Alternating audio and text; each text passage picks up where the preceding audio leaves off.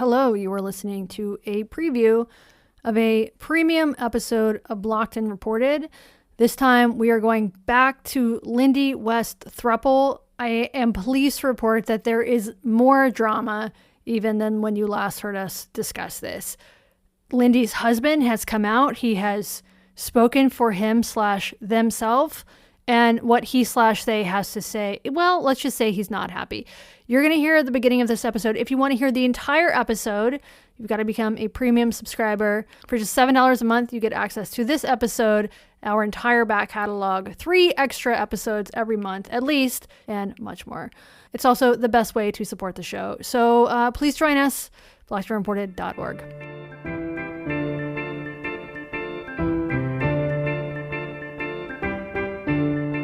I just want to get your response want you to read this and get your thoughts on it. I'm going to paste it in the show notes, okay? Mm-hmm. Quadruple amputee cornhole player fatally shoots man, authorities say. I have questions. Yeah, we're going to go for it, because so do I. What's cornhole? I just want to say one thing, which is my brother sent me that screenshot, and literally the next thing he said, and this is why he's my brother, read this headline to Katie right now mid-recording, because he knew I was recording. So thank you to my brother. What's the story? I don't know. I haven't read it yet. I just see the headline. Isn't the headline enough? Quadruple amputee cornhole player fatally shoots man, authorities say. Okay, so he has no limbs, and yet he's able to not just play cornhole, which I actually know what that is. That's when you throw a beanbag at someone's butthole. Yeah. He was also able to... You try to get it... No, not at... You try to get it in the butthole. In the butthole. He was also able to use a weapon. Okay, we're going to have to... We'll do some further reporting on this. Yes.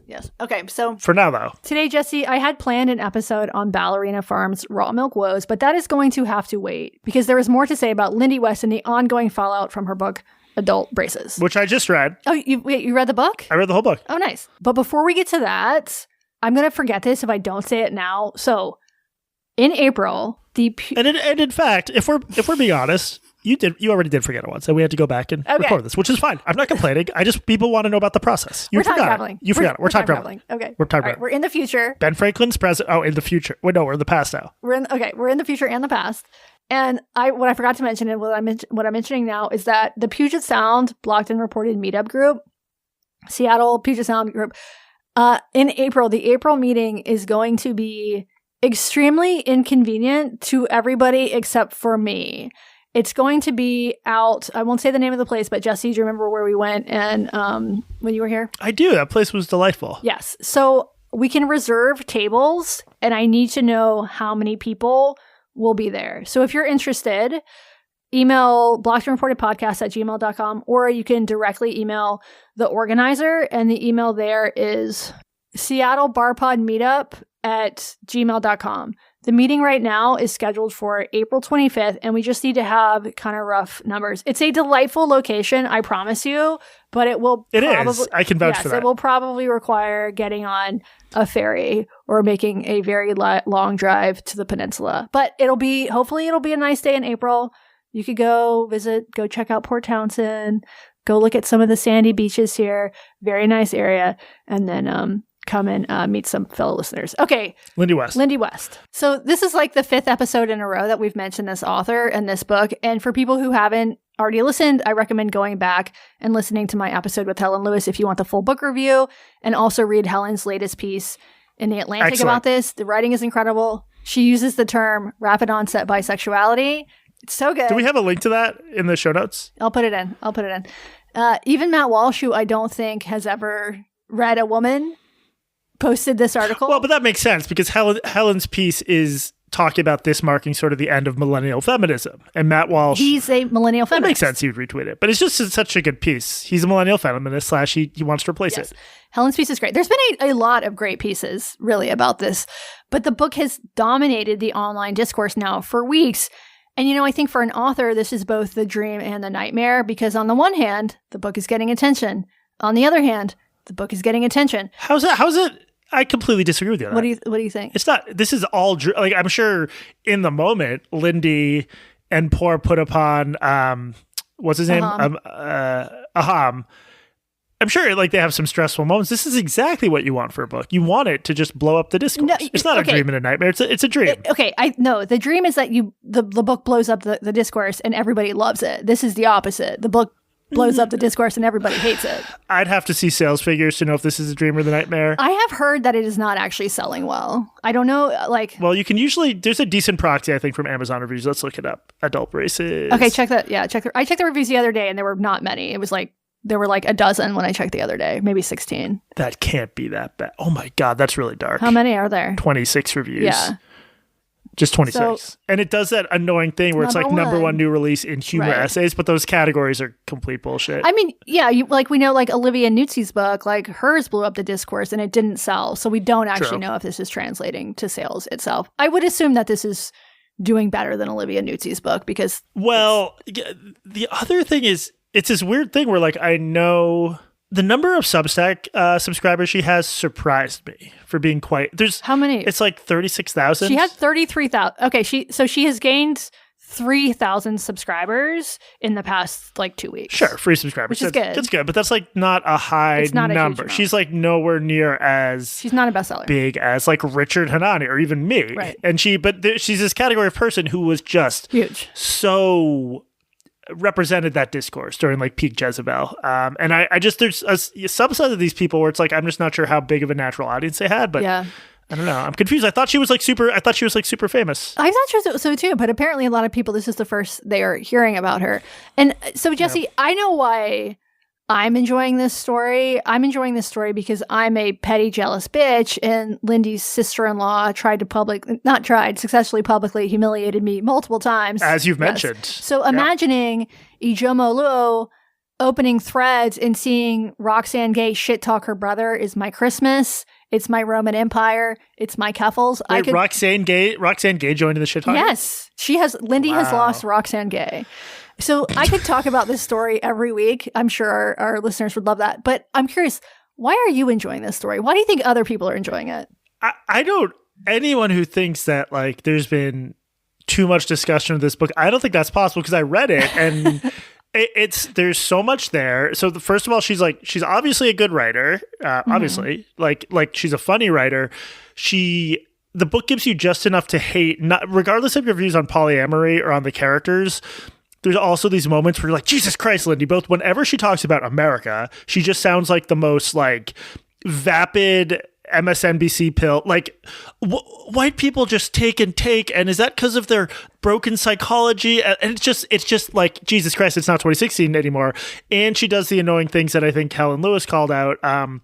Just like the 20,000 question marks. Mm-hmm. It's very bloggy. It's like, more like Schittsburg. Yeah. Like, yeah, exactly. Very bloggy, which she doesn't need to do because she's like, I think she's a really good writer. We don't need to do a full review of the book, but I also think, so there's this section, there's this, at the beginning of many of the chapters, not all of them, but many, she does this thing where she just like publishes the voice memos that she was speaking to herself as she drove across the country.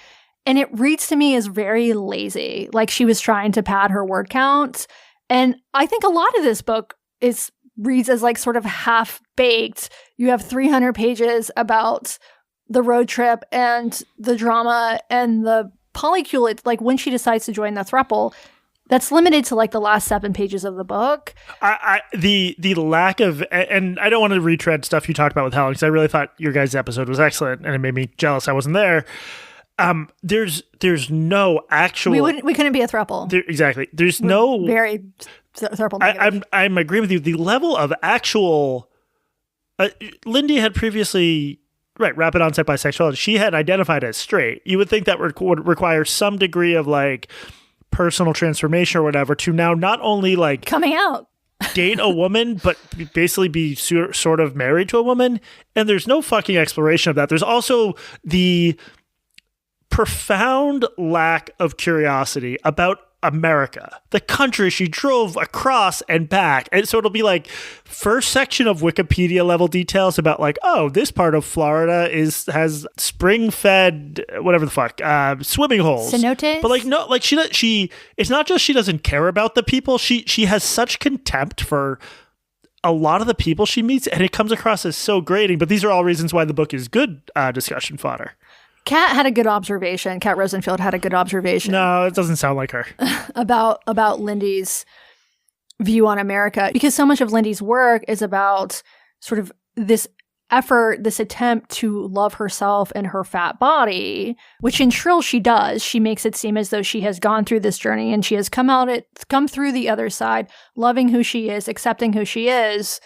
And then in Adult Braces, you learn that that's all basically bullshit. But Kat had this good piece on her Substack. I'll post a link in the show notes about how Lindy she's driving through basically Red America, the part of the country that is the fattest and the part of the country where she is the most likely to actually not even like be like accepted, but like it's just not stand remarkable. Out. Yeah, exactly. It's unremarkable. It is, you will stand out in a place like Seattle, where Lindy spent most of her life as a fat person. There's not that many fat, like, there's like some Samoans, but it's like a pretty, No, reading this and I had not read her at length, but like, I found the stuff about being a fat person, like, very moving.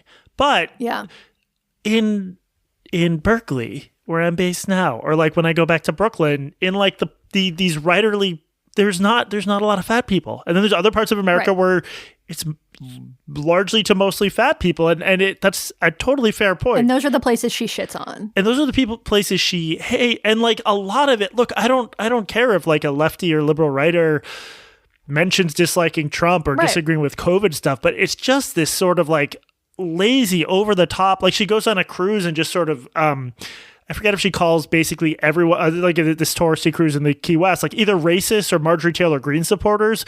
She's like barely talked to any of these. It's like it's every stereotype that we grapple with about progressive America that I think really does, to a certain extent, help to fuel populist right-wing bullshit. It's just her in one book. Right. Okay, so what I want to talk about now is the response to her book, and more importantly, her response to the book, and even more importantly, her husband's response to the book. Yeah. We will get to the emails, don't worry. So I had assumed that Lindy's legion of fans from back in her Jezebel days, or even earlier, her Stranger days or her Shrill days, would be loving this book and buying her narratives that sometimes feminist empowerment means sleeping in the guest room while your husband fucks his skinny girlfriend. But no, that is not what is happening. She's getting gently raked over the coals, not just from haters, and not even really from conservatives who honestly are not. Have you noticed this? This discourse it's like old Twitter in a way. Like, this is mostly progressives and leftists and liberals who are talking about this book. Matt Walsh did retweet Helen's piece, but mostly it has been Lindy's presumed readers talking about this. And I do think that the general vibe has been more pity than anything else. And this is someone who in part got famous because of all of the online hate that she got from like men's rights types. And now she's getting it from her own readers. And that is a whole different kind of internet hate. It's a totally different experience. It's one thing to get shit on by trolls or by dudes who are just going to call you a fat pig. Like, it's pretty easy to dismiss that. I doubt she cares about their opinions, but now it's coming from inside the house. And so Lindy is on book tour right now. She's driving. She's in a van. She's driving across America.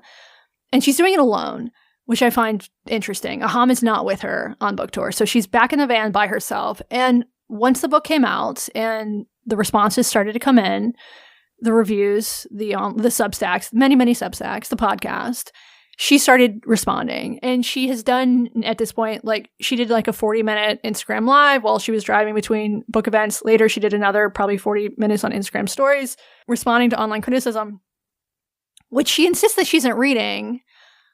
And I didn't save her stories, unfortunately, and they've now disappeared. But in these particular stories that I was watching, she was just savaging her readers. Yeah. Particularly the readers who are judging her husband based on her. That's it. That's all you get. To listen to the rest of this and get access to all of our content, join us, blockedandreported.org.